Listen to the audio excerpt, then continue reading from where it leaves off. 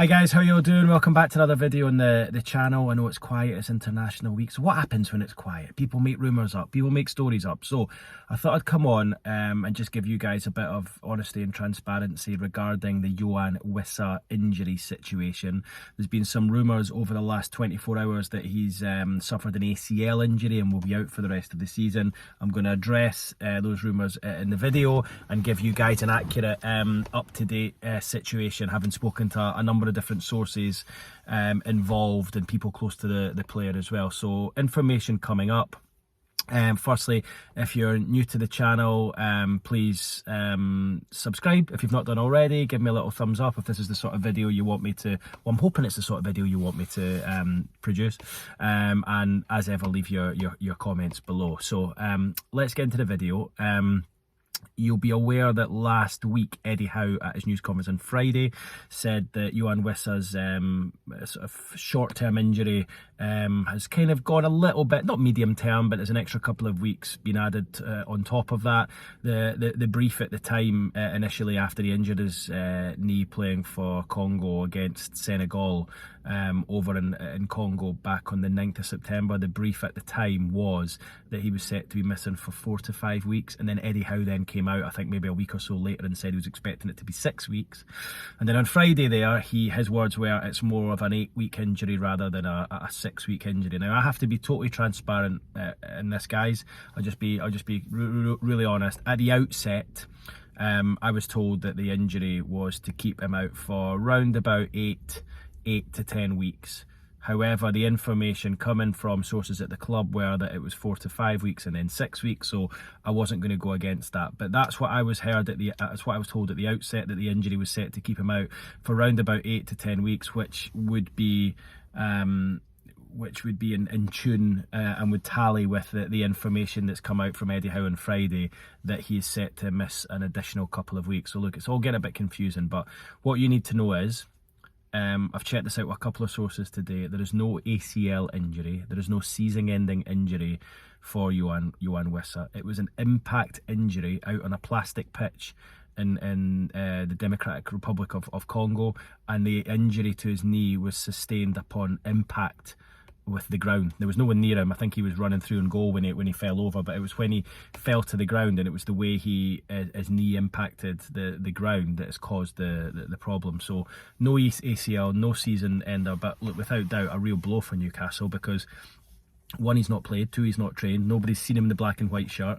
You can't even find a photograph of the guy in a Newcastle shirt playing. It's ridiculous, and I think it's systematic and sort of indicative of Newcastle's transfer window and the transfer of Yoane Wissa, that finally it got pushed through with 30 seconds left of the transfer window to run. Look, I think people involved in the transfer, high up in recruitment at the club, were really worried that it wasn't going to go through. There was a real fright on transfer deadline day, and it literally was pushed through at 8:59, 30 seconds before the additional 2-hour window closed. So for that to happen, for the club to overpay for the player, I think we can all agree, 50 plus £5 million, £55 million for a 29-year-old striker who's going to have no resale value, is an incredible amount of money. But it showed just how desperate Newcastle were at that stage, and how long it took. You know, it took best part of 8 weeks to get the deal done. So it was just a really frustrating, annoying,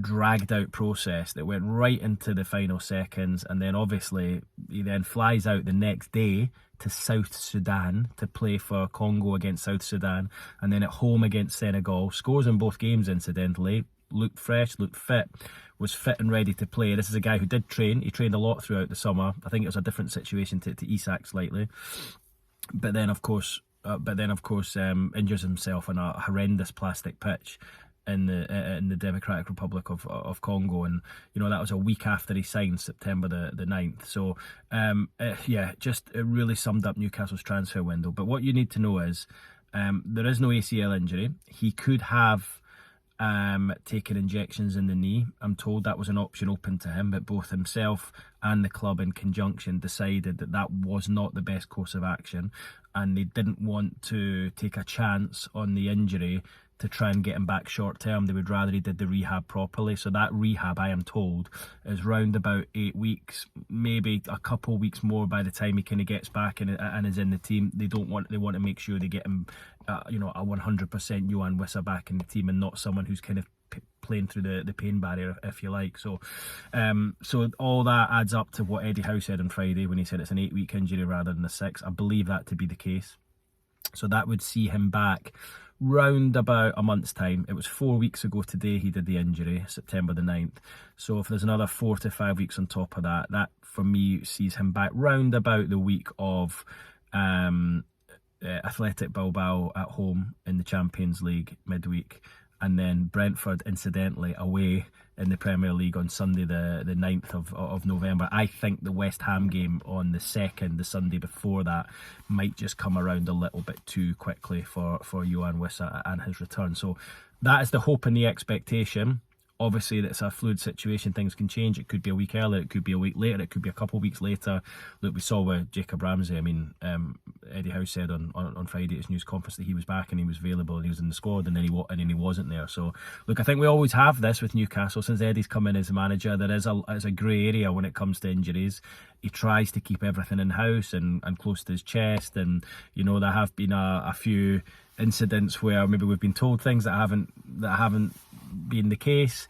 But look, I think if Eddie thinks he can get an extra 1 or 2% over his opponents, then he's within his rights to do that. Eddie also said on Friday that Yoane went for a further scan last week. I think it was on Wednesday or Thursday, where they obviously realised he was going to be a little bit longer. Look, the whole situation has been a little bit vague, I have to say. It has felt a little bit strange.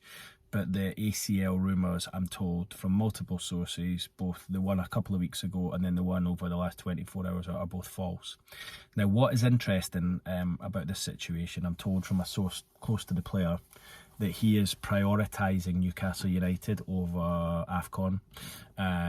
That is because he wants to repay the club for showing faith in him by going right down to the final seconds of the transfer window to sign him this summer. And this was a transfer that he was desperate to make, a move he was desperate to make, and he said for a long time now he wants to come in, be the Newcastle United number 9, follow in the footsteps of Alan Shearer, score goals, and follow in the footsteps of a lot of other French African players who've played for Newcastle before, and the likes of Papa Cisse and Hatem Ben Arfa and Demba Ba have all been mentioned to me by people involved in the deal, and one of the main reasons as to why Yoane Wissa wanted to come here and wear the number 9.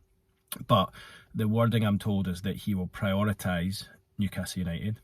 So as we know, Congo will be in the African Cup of Nations. I think their first match is a couple of days before Christmas Day, maybe 22nd, 23rd of December. The plan would be for any players who are playing in the AFCON to leave after the derby, the Sunderland-Newcastle derby, which I think is scheduled in for the 13th. So they would leave a couple of days after that, a week before the tournament starts. Now, of course, Sunderland have got Noah Siddiqui, a Congolese midfielder. Newcastle, of course, have got Yoane Wissa, two close friends.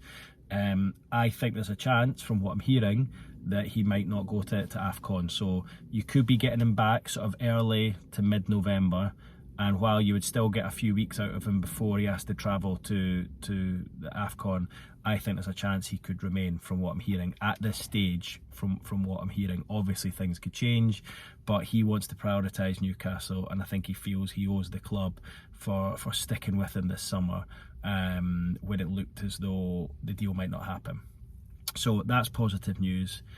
Obviously not great that he could be missing for the next, I don't know how many games it is, but because once you get back from this international break, there's like Tuesday weekend, right through until the next transfer window. I think there's something like I can't remember how many games and day, but it's something like, it works out as more than 2 games a week over the course of the next 3 weeks. It's something ridiculous anyway, but there's no free midweek is what I'm saying.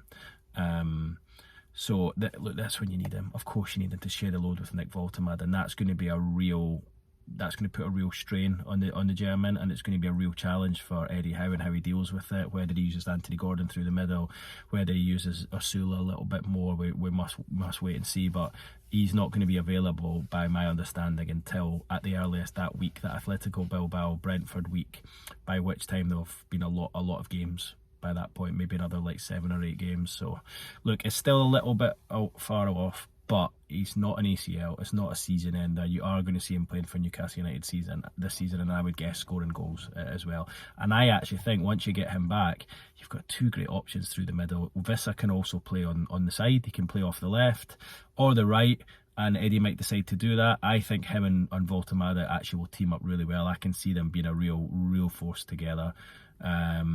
You know, it's like little and large. Voltemada at 6'6", Wissa at 5'8", but I can just see the two of them really teaming up well once you manage to get Wissa back. So I hope that's answered some of your questions. I know you guys are probably getting a little bit worried reading some of the stuff on X that he was out for the season, but that information has been corroborated by a number of sources that he is still on track to be back. It's an 8-week injury, not 8 weeks from now, 8 weeks from when the injury was sustained, which was September the 9th, which would make his return round about November the sort of 7th or 8th, or maybe that upcoming weekend. Okay guys, hope that makes sense. Hope you're having a nice I was going to say rest. Do you guys rest during this time? You probably don't. But hope you enjoy the next couple of weeks without any football. We'll get straight back into it in a week and a half's time. Okay guys, speak soon. Take care. Bye bye.